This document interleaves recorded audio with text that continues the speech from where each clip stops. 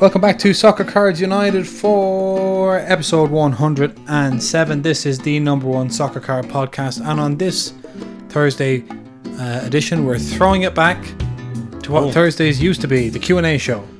The past. People have sent in what we used to call postcards. Oh, their questions are on a postcards. They're getting their answers on a podcast, Jason. That's right. That's back when we had phrases that no other podcast could ever touch. We've been the best in the game for some time now, Jason. Yeah, or we were the best in the game for some time, and we're still doing it now. Oh, wow. Couple of things just to start off with. People may see a box of Stadium Club Chrome, UEFA Stadium Club Chrome. Your eyes do not deceive you. That's available now on soccercardsunited.com. I haven't put it up on the site yet, but I'd say by the time you get this out, that'll be up. That's right. Facts. And also on YouTube is a little video diary of our second day at the National back in July. Day 2 at the National. Yeah, it was fun. So that's about 10 minutes of hanging out with us and finding out what our experience was like back in New Jersey in late July, early August, whenever that was. Good response from everyone on the questions. Thank you very much. Incredible. A couple people sent us recommendations for Copenhagen as well. Oh, yes. Which we'll have a look at off the air. Are you excited for Copenhagen? I am excited for Copenhagen. Friday, is it? We're out. Friday we're flying out. Whee! Monday we're flying back. Wow. So I don't know if we're coming straight from the airport to here on Monday to record a podcast. Possibly. Instant reaction. We'll be very tired. Very tired. But we need to do it. We need to. It's not going. The podcast is not going to record itself.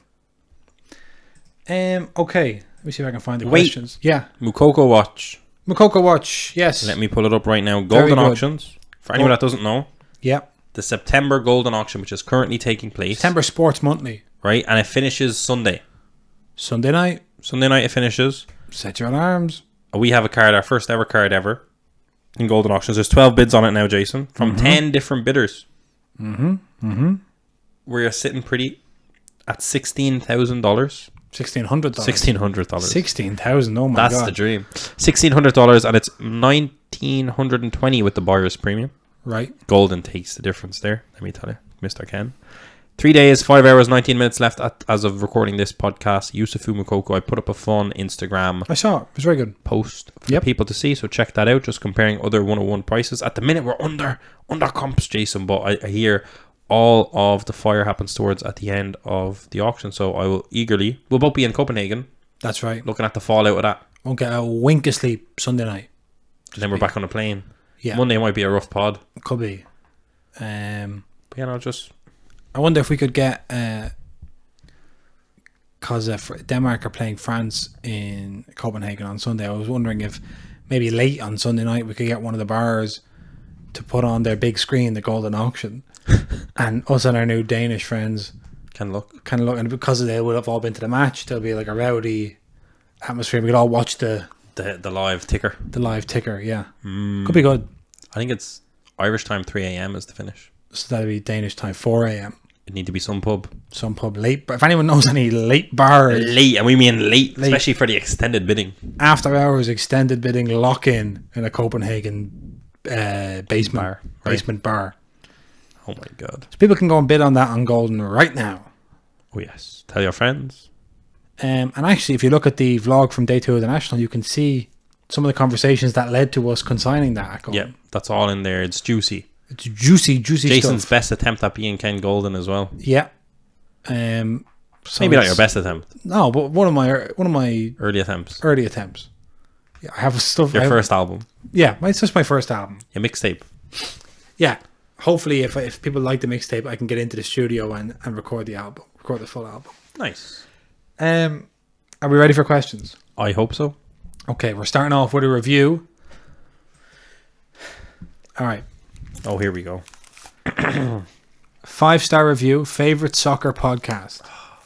Jason and Enzo are a must listen to every week. I thoroughly enjoy listening to their banter and knowledge when it comes to proper football. I appreciate their insights and passion for the collecting hobby. Just went a whole week with no podcast and I noticed the void in my life. Aww.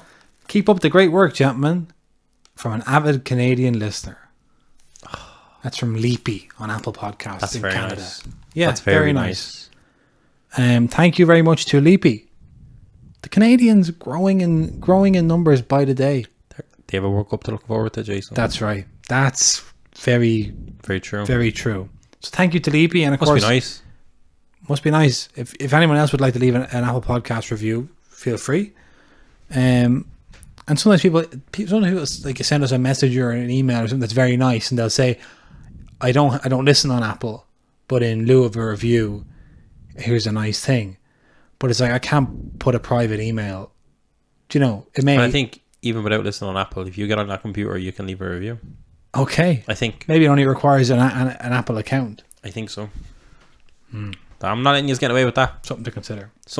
That's. Okay. Let's go. Can I actually do it? Yeah. Spotify. Right. Oh, you're going to check the star rating on Spotify? Right. We're 5 stars on Spotify. Fantastic. 82 people have hit that button. I think we could get that to 100. We could for sure, but it's just nice that they're doing it. Amazing that we've got 5 stars across 82 different people. That's 82 happy customers. Yeah. Do you know what I mean? They seen this product, this service, and they say, I love it. Yeah. I'll come back. So if 18 more people have 5-star reviews, please do it. In them. I'm one of the 5. I'm one of the 82, actually. Oh, I could be 3 or 4 of them. 3 or 4. Can I say, actually? Yeah. Our pinned episode is still episode 17. That's right. We're now on episode 107. Something to think about. Okay. Questions. Right. This is from Daniel Ricardo Cards. Rick. Free tip. Okay. Free tip. Antonio Silva, my Benfica central defender, is a hell of a defender. He's only 18. He's travelling to Brazil. Who wants 3 hot names? Should I mention them? Oh. Did he mention them? No, he did not. So what I thought was, this is not so much a question for us as it's mentioning a very apparently promising central defender from the Benfica Academy. And saying, who wants 3 hot names? He's travelling to Brazil. I think Daniel Ricardo himself is travelling to Brazil. Okay. Who wants 3 hot names? Should he even mention them? So I was thinking this is a good way to say, if you would like to know those 3 hot names, that's this man's Instagram name. Daniel Ricardo Cards. You're saying you're not pumping it on the podcast, but if people want to go and scour it, they can find it themselves. Yeah, go and reply to that comment on our post on Instagram and say, please tell us the names. Yeah, get it out of them. Because I couldn't lower myself to go into my own comment section and say, oh, please, sir, give me the name. Give me the insight. Yeah, that's not me. It wouldn't look good for me. No, it wouldn't. I should go. Then he tells me, I go, I know that. I know them names. Oh, those random Portuguese kids, I know them. They're all great. I know. You probably heard about them from me. So yeah, that's just more of a... And now I've started to put several questions on the same page. Together. That looks best. It's messy, but I'll tell you what We're it is. recording very late tonight, sorry. I just yawned. I think we should at least address clear that up for the people. Yeah, well, one of the reasons why these are all on the same pages is I have to download all the pictures separately. So I was like, I can't keep doing it. I have to just put them all and get this done. So this is not quite you improving your editing skills. No, because this is no longer a Postcards United. This is bonus. This is just... You don't get paid for this. I don't get paid for this anymore. This is a treat. Okay. If you get free ice cream, you don't complain if there's no sprinkles. But if you buy an ice cream with sprinkles and there's no sprinkles and you say, hey... That's not okay. That's not okay. Understandable. Okay, Irish Card Collector 96. Watching a lot of cases being opened at the minute. Merlin, most recently, it seems that there's a big issue of quality control, scratches, centering, etc. What do you think is the best way to get these companies to take better care of the products we are buying? I'm looking at Merlin. Right now, I'm challenging. I think the quality control in terms of surface is fine. The centering is bad. Back centering. Right. But it just comes down to, do you believe that they're purposefully not having quality control so they can pop control PSA 10s? And that's the conspiracy that always goes around. Or are they just printing so much that they just can't? Yeah, that the volumes are so high that they're obviously going to be... And there's also there's a point to be made that they're not supposed to be in perfect condition. The grading aspect of the hobby is a totally separate thing to what the companies are doing. Yeah. The companies aren't trying to make something perfectly centered. That's just the grading companies. The grading companies decided that's the criteria. That's the criteria, but that's not the criteria for the manufacturer. Now, obviously, they try to and whatever they, Yeah. the big lopsided thing, but it's not actually the goal Right. necessarily. Yeah. But obviously, the grading, the manufacturing companies are very aware of grading. They couldn't not be. So I think that does factor into them trying to be centered and da da da. I do think certainly on I have a Topps Chrome card in my hand here, and certainly on Topps Chrome, the print quality 21-22 is better than the print quality the year before, which was awful. And the print quality, I actually like the print quality of Merlin, so yeah, I'm not sure. The centering is a problem, but I haven't really had scratch or surface issues. But in general, I would say as well that like, what are the best ways we can get these companies to take better care of the products we're buying? If you widen that into what are the best ways we can get the companies to take better care of anything? One of the reasons is that we're in a relatively closed market. And when you're in a closed market where there's not that much competition, and if you have the license, there is no competition. Yeah, true. Except once every few years. Then it's hard because like you've got no real... If you're a company, you've got no real incentive. Until it starts really hurting your profits, you have no real incentive to do anything. That's true. Classic company culture. Okay, Japan Sports Cards has a 3-part question. Okay. So there's 4 questions on this one whole thing. Yeah. Okay. So Japan Sports Cards says, I have 3 questions / topics from a long-time listener. He says from a long-time listener. I presume he's talking about himself, but these could be questions... Someone else gave to him, didn't have the... Yeah. No, You might have said, I've been past these questions. What's happening? I'm sorry, this is just getting messages. Okay. And I need to... You need to address them. Do not disturb. No, I don't need to distress. I'll deal with that later. Right. I'm ready for these 3 questions. Okay. From a long-term listener. Yes. 1. When the podcast first started, so now he's... This is 2 years back, 2.5 years back. I don't even know anymore. When you first started the podcast, Jason was the host with soccer knowledge but limited card knowledge. That's true. I like. You need to be humbled every now and then. You need to be reminded. Oh, listen, I wish. You wish you were still back there. An easier time.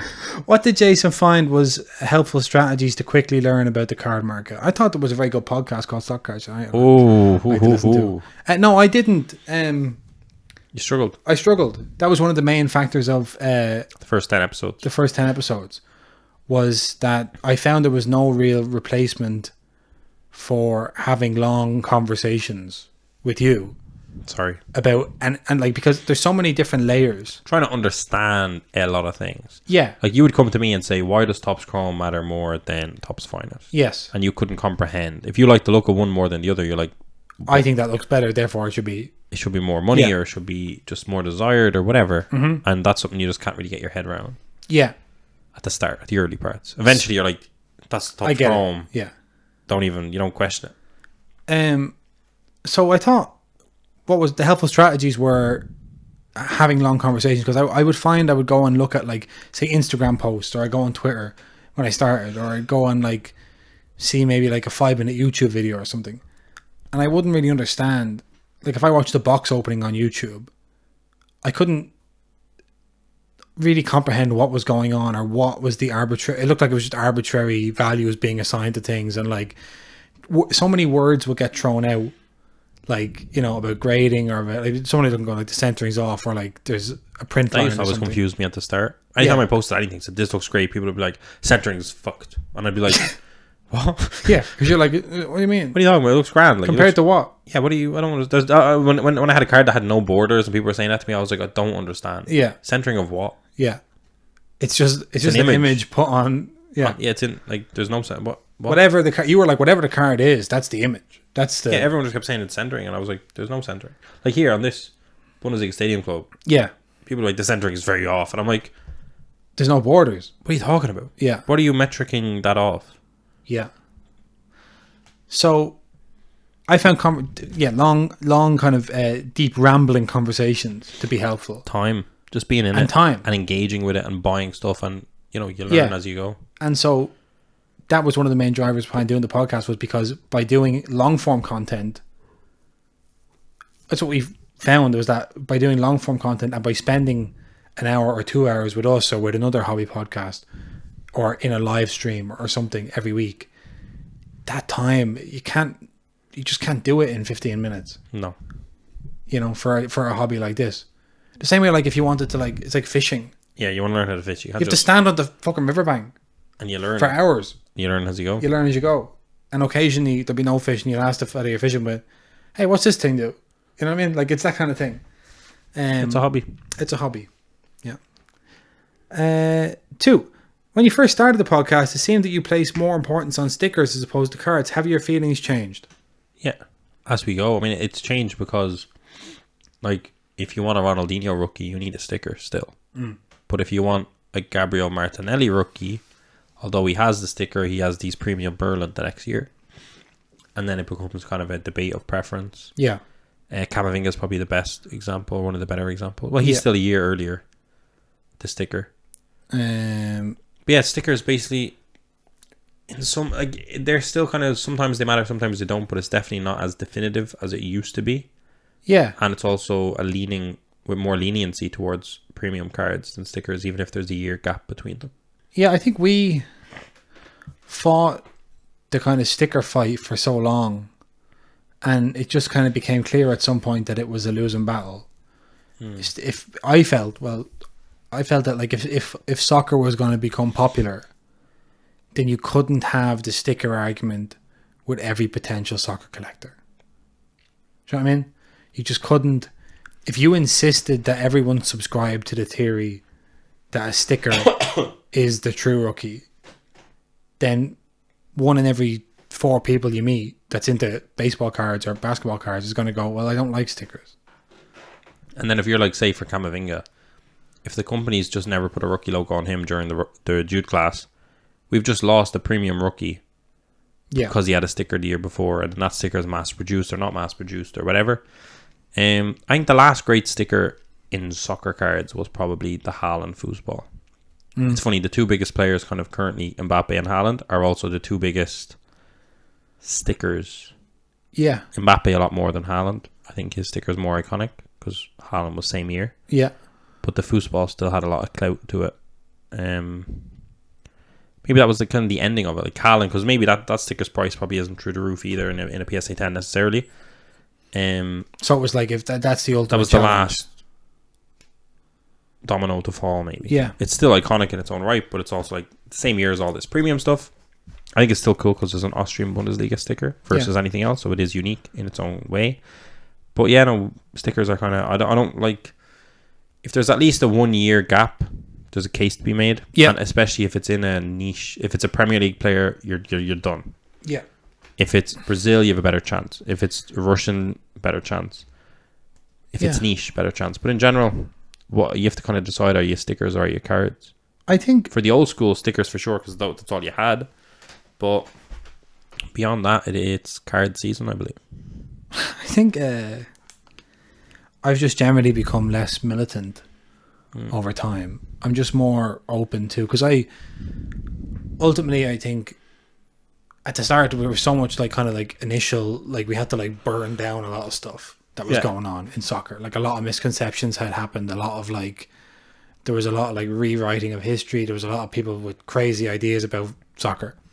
So once we came in and once that was all cleared, like we kind of, burnt that down.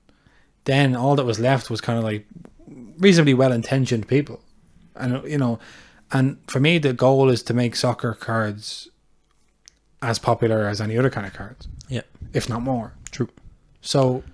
But the stickers are the heritage. The stickers are the heritage. Football card Football heritage. Right. 3. In the beginning. Oh, in the beginning, the before time. In the beginning, you seem to have trouble getting any products from Topps and Panini websites, and now you can get a hold of everything. Everything. We're like Morgan Freeman in The Shawshank Redemption, where men that can get things. Now you can get a hold of everything and put it on your website to sell. How did this change come about? Well, obviously we can't go into great detail here. We have done in the past. Yep. And if you have listened, you will have heard. Yes. Basically, we just, I don't know, made a lot of noise. Made a lot of noise and didn't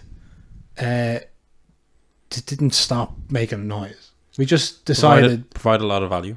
Yeah. We did a lot for the soccer card hobby. We like to think. You'd like to assume. Yeah. I don't know. Basically, we can't go, as I said, we can't go into too much detail, but basically, we persisted, and also we started our website before there were a lot of websites in Europe. Yeah. And before we had boxes, really. Yeah. So because of that, it was a different time. It was really, I know I was saying, it's crazy saying like it was a different time. It was a year and a half, 2 years ago. But it genuinely was. The hobby in Europe has changed massively in that time. Yeah, the landscape. So yeah, we just made a lot of noise trailblazers at a time when, yeah. At a time when there wasn't a lot of people making a lot of noise. Yeah, a lot of people were skeptical, on the fence. So that's it. We walked the plank. Just commitment. Commitment, but it's like, it's easy to say that for us because it worked. You know, I mean, we could start today with the same level of commitment, and maybe we wouldn't have been able to get the boxes we got. True. But anyway, so that's just 3 questions. That's a lot. 3 questions. I feel like that was a real. That was like they were like question. They were like kind of piercing questions about our own experience. I'd love to know how deep in has he listened to every episode, or is he still? I think he's up to date. Must be up to date, yeah. Okay. Okay. Right. Apollo 11 Collectibles. When you mentioned Haaland pricing the other day, the foosball sticker did not come up. Back in the early days of the pandemic. Can I just say it just came up a few minutes ago, which I love. I bought a bunch of these at 300 USD each. Okay. What do you think about this foosball sticker long term? Should I keep the nasty email to my boss in the draft email folder, or will this turn into a pile of riches? Wait. Should I keep my... He's saying, should I quit my job, or should I not quit my job, or am I going to get rich? Do you know what I mean? Yeah, I just thought it was a double. I thought he was saying, like, should I... Like, not emailing your boss means you're not getting rich. But then, he's saying, should I keep the nasty email to my boss in the draft folder, or am I going to get rich? But if you're going to get rich, you can send that email, no? Yeah, but then, so the first option was, should he keep it? Should he not send it? He's saying, should I keep that in my folder? Oh, he'll send it if he gets rich. Yes. Which makes sense. Okay, yeah, Yes. I thought it was a double negative. I'm looking at it, Jason. Right. 2,500 graded with PSA. Yeah. Can you guess the gem mint of that 2,500? I think I've guessed it wrong before. You've always guessed it wrong. Gonna say 500. 452. Now, how do you like that? Young man. I believe in them because they're Austrian Bundesliga. There's something cool to them, and they've had their moment, which results like that. That's gonna matter. Like they had a moment. Like you bought it for 300. I think the most I was selling them for was 600. Raw. Okay, yeah. I sold a few at that price. Problem is the prices are really down at the minute. Yes. 1st of September, Jason, this year, PSA 10, $500. Right. That's very low. So what do you think long term? 452 is a lot. I think you want it. That's a lot of a sticker PSA 10. Right. Like for example, the industry conference hall that we have is 39 pop. Yeah. So but at the same time, there's no differentiation between white border, first print, second print, third print. So if you really boil it down to, if you have I don't know what print you have, but if you have a first print, that's going to be different. The peak sale, I'm pretty sure it was a $10,000 sale at one point. Oh my God. I think. Oh, I'm right to think that. Look at that. Go me. The 13th of March 2021, $10,000 for PSA 10. That is insane. And one just sold for $500. And the most recent one was 500. Holy smoke. That's a big difference. So is there scope for it to go up? Yes. Yes. Absolutely. But yeah, it's a weird one. Like that's one I can't with confidence say anything about that one, to be honest. And I'm as confident as it gets with that foosball. From my point of view, it's one of the most iconic Haaland. Just look at it, Jason, just for yourself. Like that is, yeah. You know, he's in the red and white striped Salzburg kit. He looks very young, and it's the Austrian Bundesliga license. Yeah. So it's a cool one, but at the same time, with a PSA with a pop like that, that's a high pop. Yeah. It's a high pop, and it's not just a high pop. It's a high pop mixed in with a lot of premium product in the same year. That's what I'm saying. I have I think 17 raw. Maybe, raw. Yeah. With good centering. So that pop count might go up, but no matter what, I think I'm always going to keep one because I do think they're an iconic image, iconic. So sticker. what if you had? Are you going to get rich off them? Maybe not. No, then basically the answer to that is, I know he's half joking about should I quit my job, but the answer is no. You're not going to get rich off 3 of these stickers. Best case scenario, a PSA 10 goes back to 10 grand. To me. They're not Mickey Mantle 1952 Topps cards. No, the print run is huge. Yeah. So, exactly. But again, if you get into the first print, second print, third print, which is, PSA haven't segregated that. But yeah, difficult. Okay. I love them though. Right. Tazer Soccer, if a European version of the national exists, where in Europe should it take place? For me, it should be in Brussels, says Tazer. Is he making this political? I think he's probably just Belgian. Ah. Is that what you think? I presume I don't know why else. Maybe 2027 it might be in Brussels. Okay, yeah. What does that mean? I don't know. We have had a long-standing position that if there was a European version of the national, it would be in Dublin. Yes. So I don't know if you just haven't been listening. Our position has not changed. You should keep listening for the next few weeks, I would say. Right. And Brussels is actually a good shout for anything because it's very easy to get to from all over Europe. No, it's true. ATS cards. Are the World Cup sticker box a yes or a no? Heard they have different variations not available in all countries. Why? ATS cards, I can't answer this because we've covered it. In fact, there is a snippet from an episode on our YouTube channel called A Stickery Situation, which I haven't even seen that. Is a clip where we talk about this exact thing and all the variations and all the parallels and all the bonus stickers. I'm not going to make him go all the way and listen to that. No, it's 3 minutes. Can I give him 20 seconds? No, we've already done it. I can't sit here and make these snippets if I can't quote them.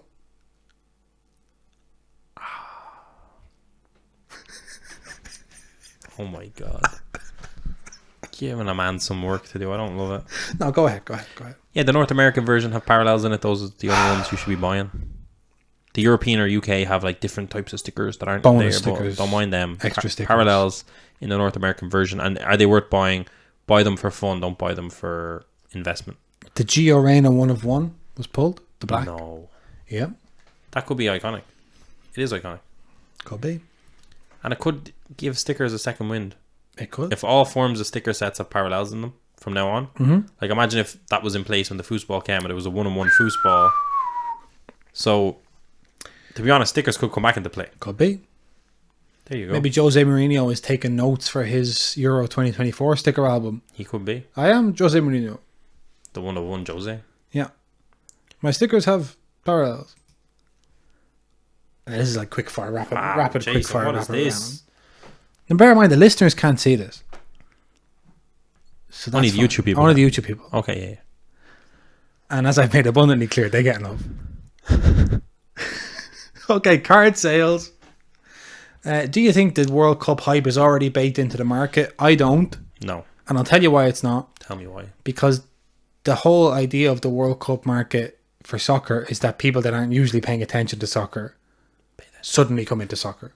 We're obviously all anticipating it, but we're not the ones that join in who are going to bump up the market when the World Cup starts. That's true. The 1-on-1 Giovanni Reina sticker. That's right. That makes me want them North American sticker boxes. Well, one of the best pulls is already gone. Yeah, but I don't. Captain America's still in there. He is. See, he has a book going out. And I heard that. Shit talking Thomas Tuchel and I've everything. seen that as well. Questioning Thomas Tuchel. And yeah. So, do you think the World Cup hype's already baked into the No, because I World Cup fever hasn't hit yet, so no. Okay. And I don't mean. And it's impossible to anticipate a fever. No, but like I'm saying, World Cup fever is a very real thing. Yes. Oh, I actually heard something crazy the other day that I'm not allowed to talk about. Cool. That I need to tell you about off air. Okay. About the World Cup. Right. You're going to get very angry. It's going to be horrible, It's going to be horrible. Yeah. Qatar up to no good. Yeah. But World Cup fever hasn't kicked in yet. You're not seeing Pepsi do World Cup ads. Yeah. Therefore, no. Okay. Joe O'Malley says Topps Baseball recent Chromegate highlights the complete lack of QA and poor comms. We kind of covered this in the other thing pointing to lack of QA and comms. It's very difficult, I imagine, to motivate oneself to the highest possible standard when you're $1 billion company with a monopoly over most of your products. and you're just printing. Yeah. You're busy. The printers are busy. Yeah, and you're busy. But and you just got taken over by one of the most like profit-driven companies in sports. No, but like if you think about it, like the manufacturers, like Topps, don't actually manufacture it. Like it's a different company doing it. So imagine you're outsourcing something and then you're kind of getting cards from them, and like you have maybe like your 10,000 hobby boxes ready to go, 10,000 cases, and then you're kind of looking at them, you're kind of going, few scratches here. Are you going to send them all back to be redone, or are you just going to? Yeah, just send them out. You're not going to. You might tell them, you say, listen. Now, obviously, Chromegate is a bit beyond that. That's different. But luckily, that's a baseball problem. I presume the world's #1 baseball card podcast is covering that. In fact, I know Sports Card Nonsense are covering it. Yeah, so they're good journalistic people. Direct you there. Oh, look at that. Giving them, someone might go, hey, I heard you on from Stock Card United podcast. You are great. Actually, in fact, I know that that has happened. Oh. I know they've gotten a couple of Irish listeners. Oh, wow. Yeah. They're good guys. Good guys. And they hit a big Mbappe. They did hit a big Mbappe. I wish that was us. And we could have joined that moment live rip, but it was not a convenient time for either of us. Oh well. Stavy Stacks. A couple of questions from Stavy Stacks. Okay, come on in. What features of a sticker do we look for at grading? Same as a card. Corners, which are much, much easier to get messed up on a sticker. Centering. Surface issues. Mm-hmm. And I guess bending a little bit. Like bending, not in terms of like if it's slightly curved, that's kind of fine. Like the classic chrome bending. But like curling. But yeah, is there a little... it's much easier to kind of have a little nick, like a little hill wave kind of thing. Yeah, exactly. Yeah. So you're looking for that in a big, big way. Yep. Surface, corners, waviness. And just the edges, because it's a sticker, so it could be peeled at any point from an edge point of view. Yeah. Oh, we're also looking to make sure there's no signs of trimming and things like that. Oh, yeah. Especially your older stickers, you're trying to make sure no one has tried that. I actually tried to trim. I had a sticker, right? Okay. Not trim. That sounds like salacious. I had one of my foosballs were miscut. Right. So I had a Haaland So when you got it, it was miscut out of the box. Yeah. So you tried to remedy that. I tried to remedy. Right. So yeah. So I'm using a card. They're all like together, obviously, in the sheet. Yeah. And you could see on the border of the sticker that there was like this indented line that is supposed to be where it gets cut. Yeah. But it got cut. So I was getting the border of the next card on it. So I had a little knife, and I tried to just like press the sticker down and do what the cutter should have done. Yeah. Which is to remove the border of the other card. So I tried to do it. Impossibly hard. Destroyed my sticker. Wow. Like that. There's that. I wouldn't put that down as like trimming. That's like trying to rectify. But that's what all trimming is doing. Yeah, when you get right down to it. I don't know, because I feel like if this card kind of, I know if it's slightly bigger here. I think the thing with this sticker was, you could literally see the border point that it was supposed to be cut. Right. Whereas here, with like other cards, it's just slightly bigger, and you're trying to trim it to a point. And then that can impact the size of the card. Whereas my sticker was bigger than it should have been. It wasn't like. I'd be interested to get the viewership and listenership's views on that. It wasn't off-centered. Yeah. But ultimately, it's just a case of buying how much. True.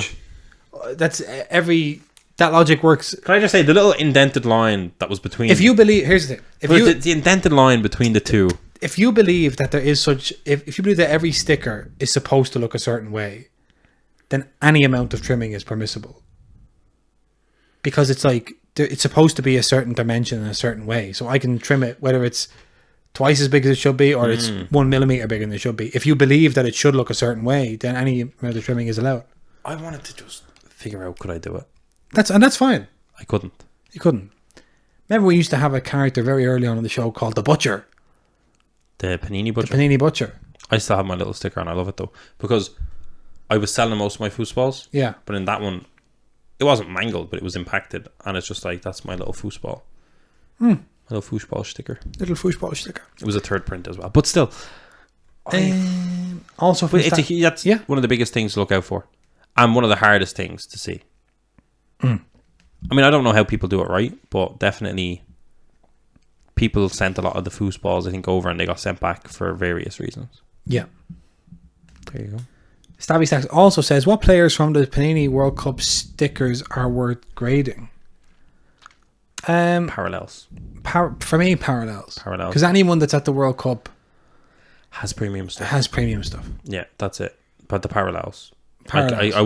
I would never send like even like a Gavi, and he's like the rookie this year. I wouldn't send like a Spain sticker Gavi. No, if it was a parallel, you would. If it's parallel, yes. Oh. Stickers are more just for fun to open for the album and a bit of crack. I don't think your stickers. I don't think there's anyone in there that doesn't have a premium product Right, I don't think so either. or won't have one. Like that's worth, Gavi levels Yeah, of hype. because even if somebody did make a breakthrough at the World Cup that didn't have a sticker now, Whatever license they're in, they're going to get premium. Yeah. So yep, parallels only, yep. which is controversial perhaps, but Listen, that's where we are at now. that's where we're mentally I'm here, Mm. and it's us putting a sticker in a book. That'd be a funny meme. Mentally I'm here doing a sticker album. Okay, Kevin Durant 35 big cards. What a username. Kevin Durant 35 big cards. That was the question. No. Who will actually start up front for Brazil in the World Cup? It's a great question. Oh my god, a great question. Yeah, Gabriel Jesus is making a bit of a clawback. he's in scintillating form, and yet he was left out of the latest Brazil squad. These internationals have been weird. I think the managers are terrified of injuring certain players. Yeah. Yep. We know Neymar will be there. Neymar will be there. Vinicius Jr. Yeah, Rodrigo will be probably a sub every now and then. Like Yeah. But Rodrigo is starting to bring some of what was always his Champions League form, which was like an incredible goal scoring ratio, into the league. So maybe Rodrigo. No, but like Vinny Jr. and Neymar, I think are dead certs. Dead up front. certs. Yeah. Dead certs. They're Rafinha. electric. Yeah, it makes no sense not to have Rafinha on the right hand side.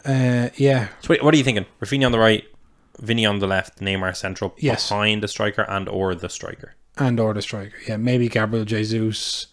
Richarlison will probably be a sub. If he gets to Richarlison go. there. Like he got a Brazil flag tattoo, and Tite was talking about it, and he Yeah. said, "Yeah, it was a great tattoo, but it doesn't mean he's getting picked." Yeah. Yeah, I don't. The thing about Brazil is we don't know who's going to start up front. To be fair, if they just build a solid base in midfield, they could just be a really, really good World Cup counter-attacking team. Yeah. If they had Rafinha, Neymar, and Vinny on the break, like, and like Neymar dropping into a false nine, and them two just being the outlets. Yeah, I mean, people were talking about like there are outside shouts like the likes of Gabigol for Flamengo, the likes of Matheus Cunha for Atletico, or what's the other fellow I was going to say? Gabby Martinelli for Arsenal as well. One of the other. None of Arsenal's 3 Brazilian Gabriels got a call up to Brazil. Interesting. Great. So we don't know is the answer to that. Yeah, very hard to know. Very hard to know. But like, if you're thinking of what you want an attacking player, Brazilian player whose cards may go up, blah blah blah, it's probably Vinny Jr. It's probably Vinny, yeah. Neymar and Rafinha would be the shouts, but probably Vinny is going to be. Yeah, I mean, if Neymar can carry in his current form, then he might be able to almost like reclaim on the world stage his entire everything. It could be like a real redemption moment for Neymar. As it stands, that's what he's doing this year. Yeah. Neymar, Mbappe, and Messi are all just ready for that World Cup. Did you see Mbappe refuse to be part of the photos? And fulfill certain sponsorship obligations? Yep. Because they're using like the French national team in front of like gambling agencies and stuff like that. Yeah, and KFC, I believe. Yeah, so he's like, I'm not with that. Yeah. Bizarre. Very strange. The World Cup. That's it. Like, okay, what's going on with KFC? Guess what? Now there's going to be French ads, KFC, World Cup fever. It's coming. Yeah. It's in production right now, but it's coming. There you go. All right. Over to Twitter. Marky Versace asks, do Topps not know who Darwin Nunez is? Maybe it's a licensing issue, but him not being in any Topps UCL product has been very strange. That is strange. Because Benfica has been in it. Yeah. I think Benfica are in it. That's coming through. Were Benfica in Chrome this year? They were, of course. They must have been. I don't even know. I can't even. What way to already in the Europa League last year? If they're in the Europa League, they should be in Merlin. I think they were there. They must have been there. I don't know. I don't know what the story is with Darwin Nunez. I don't think it's a licensing. I don't think he's like tied up to Panini necessarily. No. It's not like Topps to let someone slip under the radar either. No. Very strange. I'm confused. They were definitely in Europe. Did he last get? year. Well, he got a tops Liverpool tops now when he signed for Liverpool. Yeah, but he had his summer signings. That was Champions League. He had his summer signings. Yeah, So that was that's right. That was Champions League. so why wasn't he in that year anywhere else? And he didn't have a rookie logo, so I think they just didn't know who he was. He didn't have a rookie logo, and then he was only in Obsidian that year. That was 2020-21. But then they should have put him in for 21-22. Yeah, But they didn't. strange. Maybe someone's just a big Porto fan. Can you see if Benfica are in top scrum for? Because that is strange. That's actually 21-22. That's a bigger question than it should be. Yeah. That's actually not the question I thought that was going to be asked about Darwin Nunez when, because obviously he's been getting kind of. Yeah, Merlin. They're in Merlin. They're in 21-22 Merlin. Yeah, That's this year. yeah. I see an Alex Grimaldo refractor auto Right. from Benfica. Oh wait, what league is that? Champions League. Okay, but they're not in Champions League Chrome. No. He has a tops now for Benfica and they're against Liverpool, but that doesn't count. Very strange. Most of the Benfica things listed on eBay are the Women's Champions League. Let me minus women's. Very weird. Because I don't think they just dropped the ball. There are always little quirks like this, like the fact that Kira Walsh became the most expensive women's player in history, from going from Man City to Barcelona for £400,000, and Man City aren't in women's Chrome. That must have been a licensing issue. That must have been a Point licensing issue. Period. But it was very. There's very few. I think we actually get that complaint a lot that the Benfica doesn't really show up. Yeah. But they were in Europa League last year. Okay, so the year of like last year's Merlin Chrome, they were Europa League team. When Gonzalo Ramos was in it, that was his rookie. Don't know. Let me just do a quick search for Benfica. No, they're not in Chrome. They're not in Chrome. They're not in Chrome. But the checklist was doubled, wasn't it? Yeah, but they're not in it. Why? I don't know. Jason, why? Don't know, but they're not there. But they They were in like the quarterfinals. They made it to the quarterfinals. Yeah, Darwin Nunez was ripping it Yeah. up. That's weird. That's like a classic example of like, What has gone on there? what are you doing for the Portuguese boys? But it could just be licensing thing. You never know. Yeah, you never know. Yeah, never know. They're all over Women's Champions League, by the way. Yeah, so then that even makes it more confusing. Very bizarre. But then Man City men's are in. No, it's true. You know, So it's probably it must be licensing. I don't think that they're quote stupid enough or No, busy enough. That they know who he didn't- is. Yeah, exactly. But like, why are they allowed to do out of tops now? I don't know. I don't. Don't know. But that's a good question. Good observation. Great question, Marky Versace. Okay, another Mark Tugwell. Okay. What's your opinion on tops now? Mikhailo Mudryk just had his tops now. That was an interesting one. You were waiting on that one. Yeah, that was like a rare. I think tops now it can still be good, can still be fun, but you have to be a real go-getter to buy a load of tops now and say, I'm going to buy, say, 50 of these for 7 each, and I'm going to sell them on eBay for 15 each. Because by the time you have them fees paid for and posted and everything, it's a lot of work. Yep. I think a lot of people probably have kind of gone off it in recent years because there's so much access to product. Yeah. But as a result, print runs are probably going to be lower than they would have been if... Exactly. So it's a mixed match. It's kind of like... It's a classic example of when no one's doing it is when you should be doing it. Yeah. Because then the value is through the roof. Somebody made a point that, like, for instance, with Mokoku, because he had that famous huge 43,000 print run, which, because there were so many of them, wasn't like no one got rich off those cards. Because of that, people almost like transferred the performance of his tops now and just associated that only with him. That's all in a lot of people's minds. Oh, he's the guy with the crazy tops now that never did anything. Because they didn't realize when they got the tops now that he was 16. Yeah. And so someone was just saying that in relation to our golden card. Oh, yes. That like it's going to take a while for people to shake off that The print run. the print run tops now memories of Mokoku. Yeah. Now we have two Mokoku autos. One's for auction. One is in my house. I'm excited just to see what this one does. Yeah. Compared to the PSA 8 101 auto that did 6,000. Hoping we can be up there. Someone guessed 15,000, Jason, but that would be an all-time record for a Mukoku card. So that would be quite extraordinary. We need to beat 13,000 to get that. I don't think we will, but that would be amazing. Yeah. I don't think so. Luis Berga. Hey guys, who are some players that you think will be the stars of the World Cup that nobody is talking about? Rafael Leao, who, speaking of forwards for Brazil, I think he's going to be really tough to get in ahead of the likes of Vini Jr. He's Portuguese. Oh, God. Why did I do this? Portugal have so much talent, though. Yeah. But Rafael Leao is still the right answer. No, I know. It's the right answer, but then I thought... I took the Portuguese language, Jason, and I did a sin. I did a sin.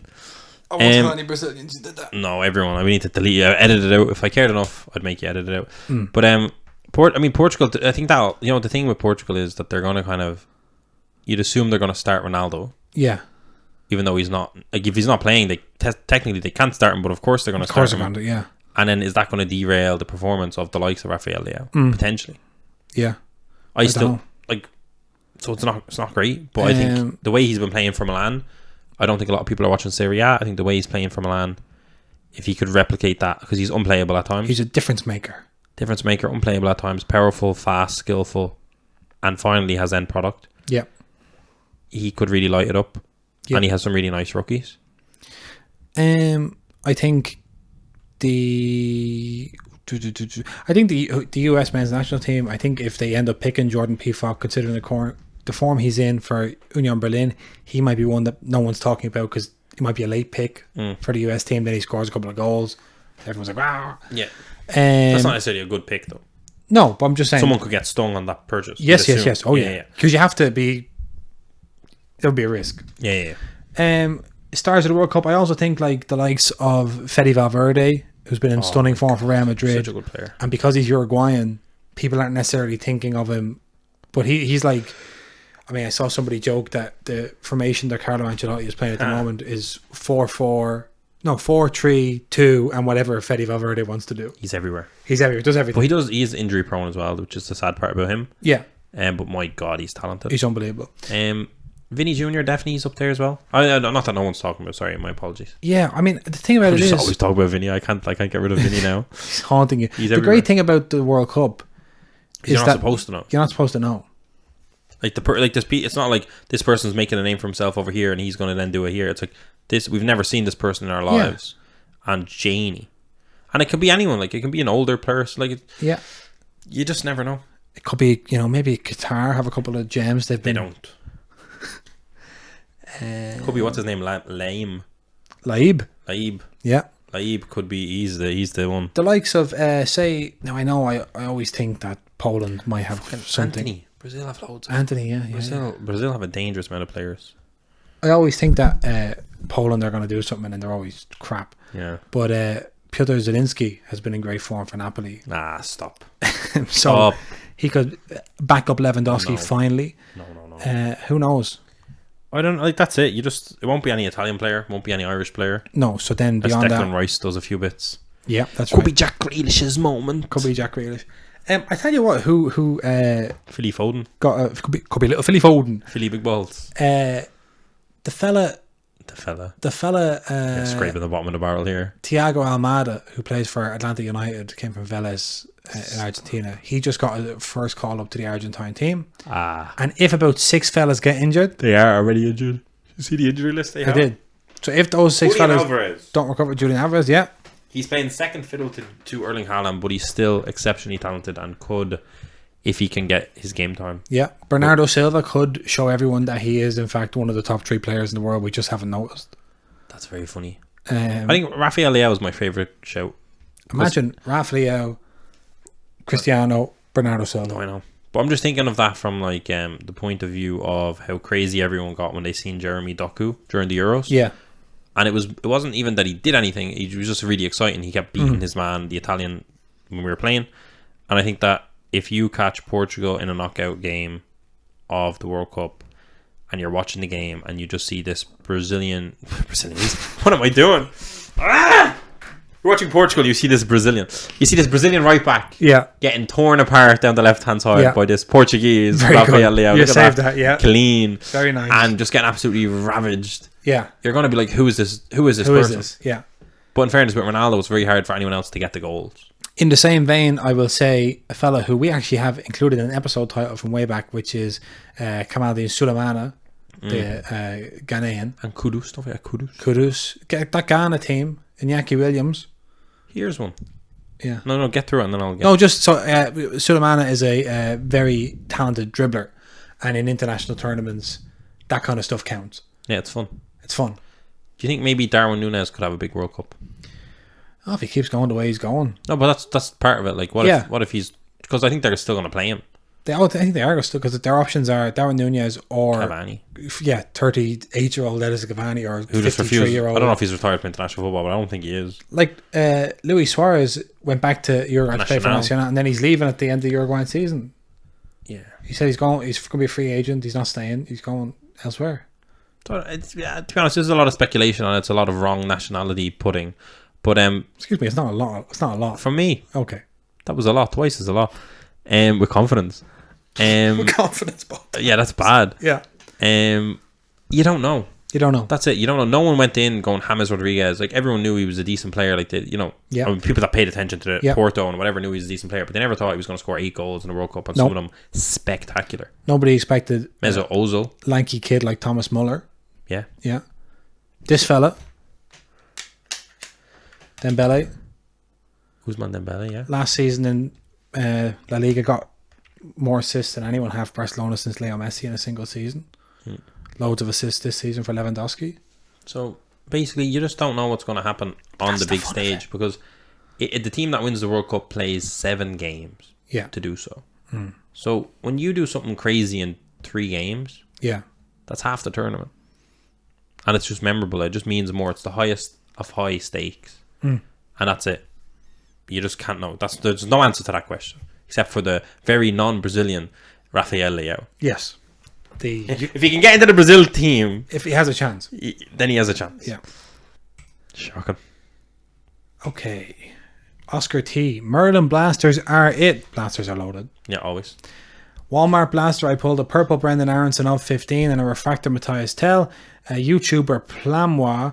Video title. No plugging on the YouTube channels, please. Yeah, come on. From 3 blasters. Don't give the timestamps, Oscar. Come on, man. Pulled an orange of 25, Kylian Mbappe. 2 autos, with one being a blue Harvey Barnes for Leicester. Harvey Barnes. Colour match. Colour match. Very good. Yeah, blasters are loaded. We've always said it. It's never been... And they're actually... As soon as blasters are accessible on the actual walls, when you walk in, that's when they're not loaded. Yeah. They're loaded now because of what they're doing. Yeah. If blasters are limited, they're loaded. If it's limited, it's loaded. That's it. That's it. Shocking. James Darcy. Why do English fans react so negatively to American ownership, but are seemingly okay with oligarchs and sovereign wealth funds? That's such a funny observation. Yeah. I have an answer for this. Oh.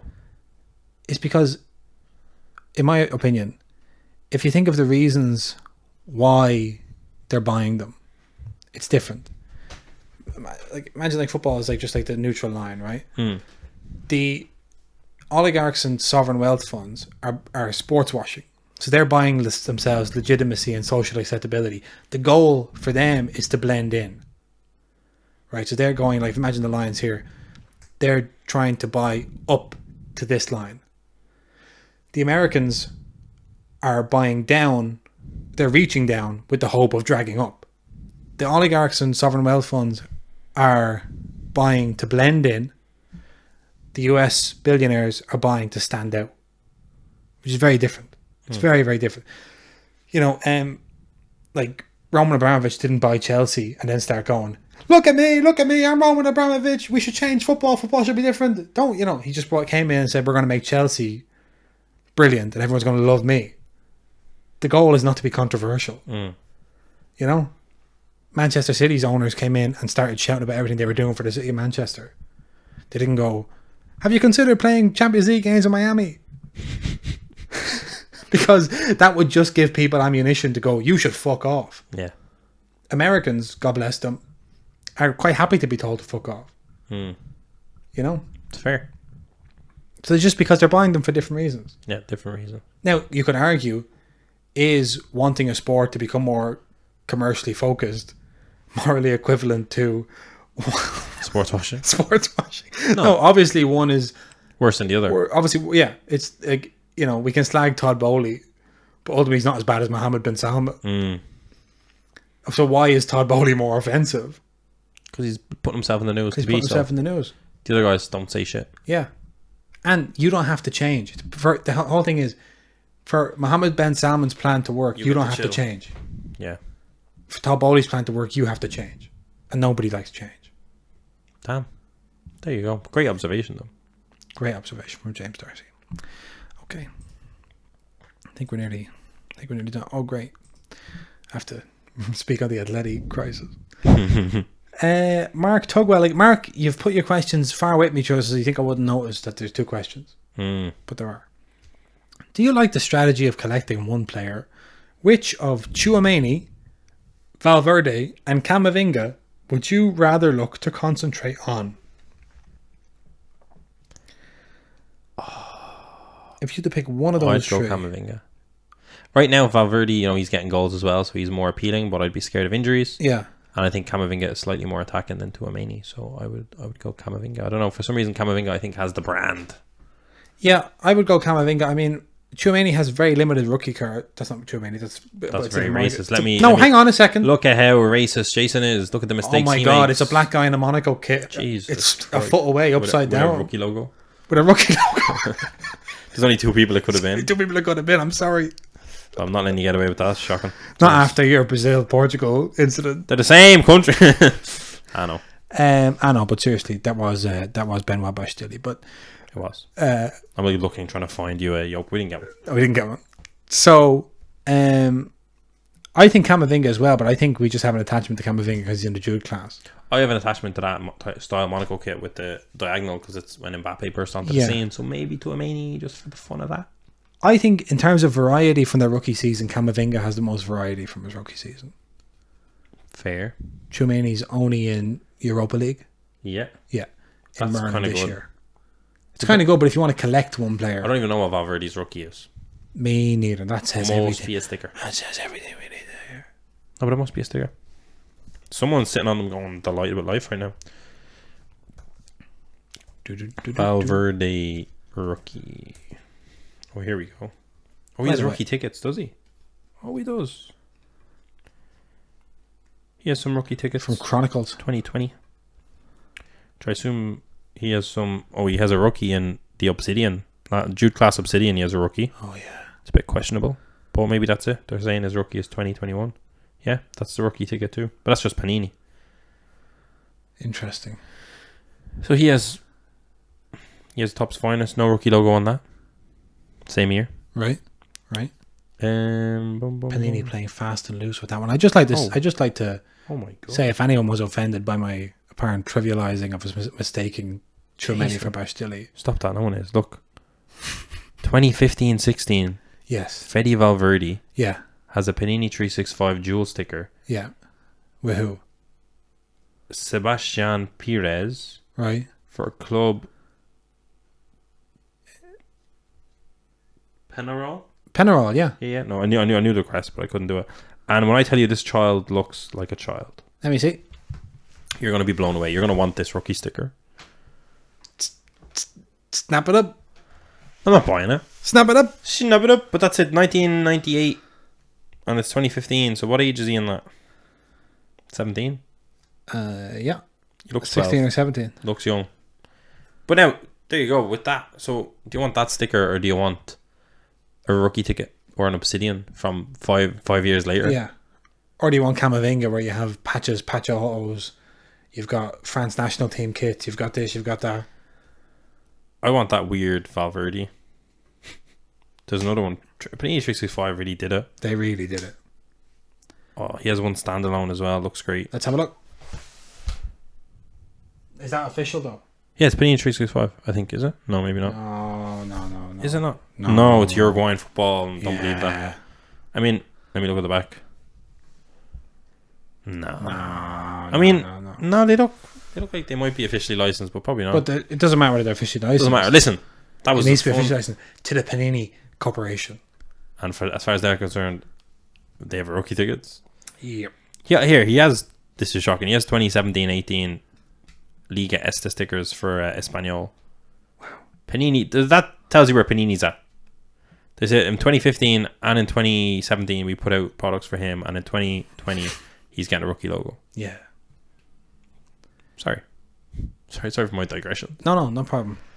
I'm just afraid of the next question because I have to release a statement. Oh no! Next question's my press conference. Excuse me for a second, would you? Finally, after everything I did. Yeah. And based on one mistake I made looking at a card. Oh, by the way, this is starting to look really bad. I know. That I genuinely panicked when I read the next question because I was like, in context, this looks like. And you're never going to edit it out. I can't edit it. If you were a true racist, you would have edited it out. I would have edited it out, but now I'm just going to sit in the embarrassment of it. Because like all the other Atleticos, they don't do things publicly if they're racist. Well, no, they do. That was the problem. That's why editing it out makes no. That's why if you were, yeah, that's right. I'm trying to. That's right. Like, what's better? Yeah. Okay, Brian Weems says. Oh my god. Well, it's B Weems, but I think I've talked to it before. I think it says Brian. How are you feeling about the lateness of response from Atleti and allowing everything to transpire in the fashion that it did, and to completely swing and miss and blame players for stoking controversy? Well, you can imagine how I'm feeling about the lateness because I tweeted multiple times while it was going on. So I'm on record. You can't touch me. I'm on record. I'm a good person. No, obviously I feel horrified by it. Horrified. It was shocking. It was absolutely shocking. No, it was. So if anyone doesn't know,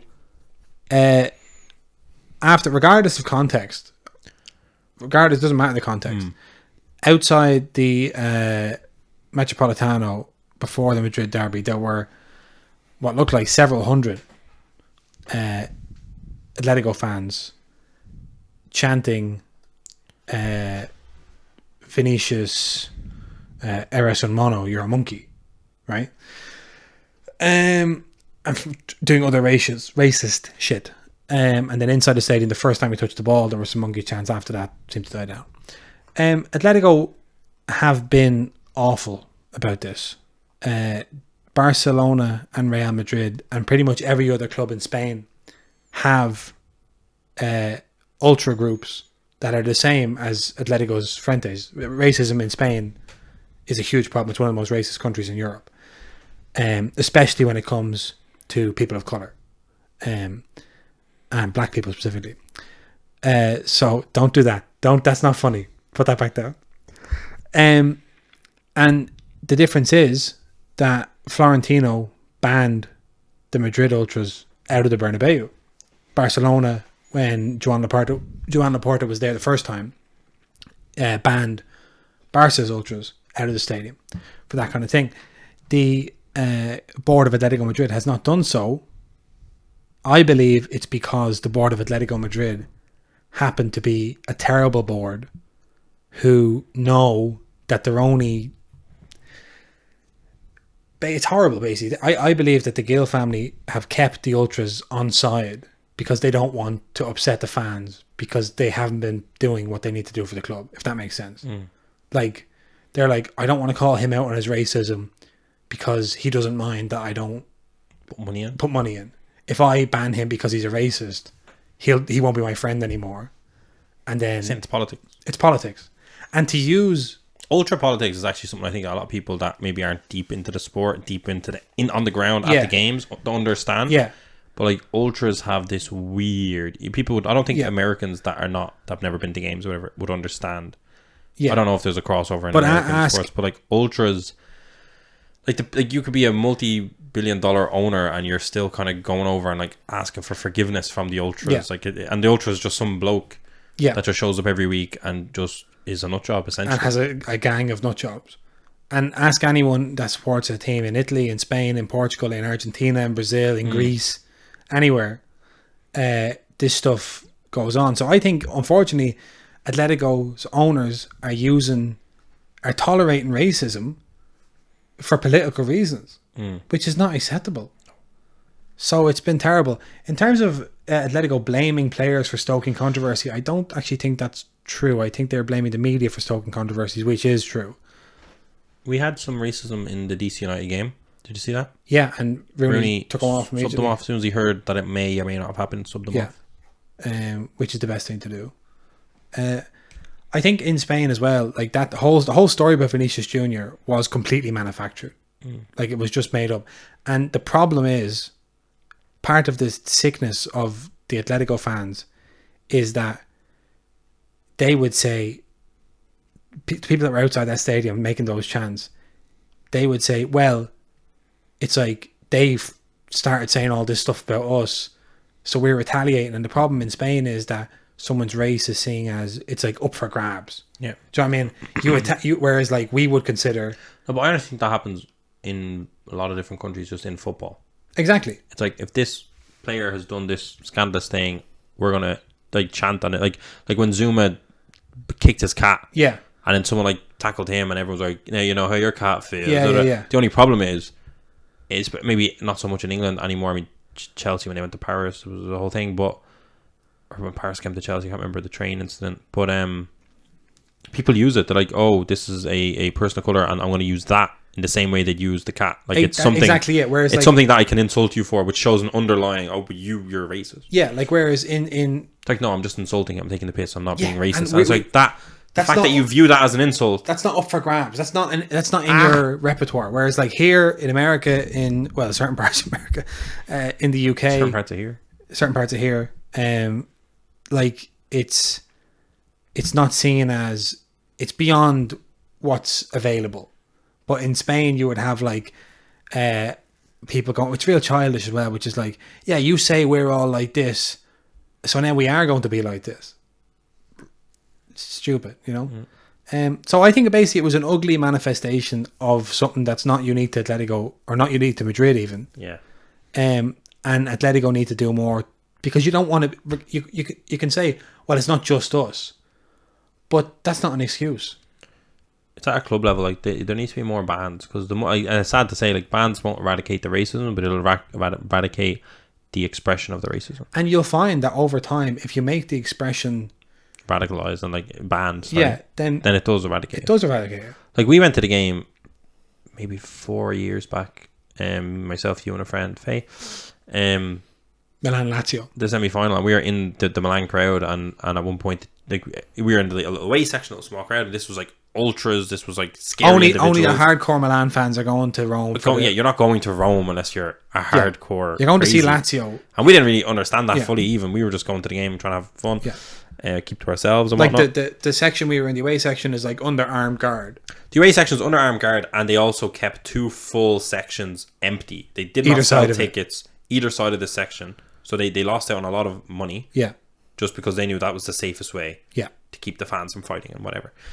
And at one point, our Milan crowd were doing monkey chants. Yeah, and we didn't even cop it at the start. We just thought we were making chants. Like one of our friends was joining along, and then instantly realized what was happening.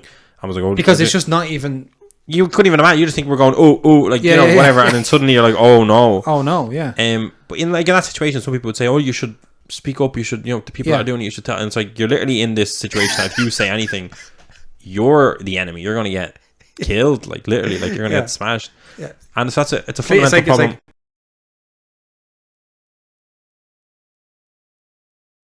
Probably Europe, the world, it's a problem everywhere, but in football it seems to turn its head. It seems to kind of give people a platform and then a stadium to express racism in, and it's not okay, and it needs to be fully eradicated. And stadium bans, lifetime stadium bans is, I think, one of the best steps you can take. Absolutely. And all Atletico fans are racist. That's right. I think that's what we've seen today. Good. All football fans with what we've seen today. All football fans are racist. No one is immune to it. What I was going to say was that we're off to Denmark now. So we'll see us all on Monday when we get back. Have a good weekend. Sunday, our first ever golden auction will end. We'll be pumping that on the social medias. The Mokoku. The Yusufu Mokoku autograph 1 of 1. Yep. So that's about it from us. Have a good weekend, everyone. We'll see you on Monday.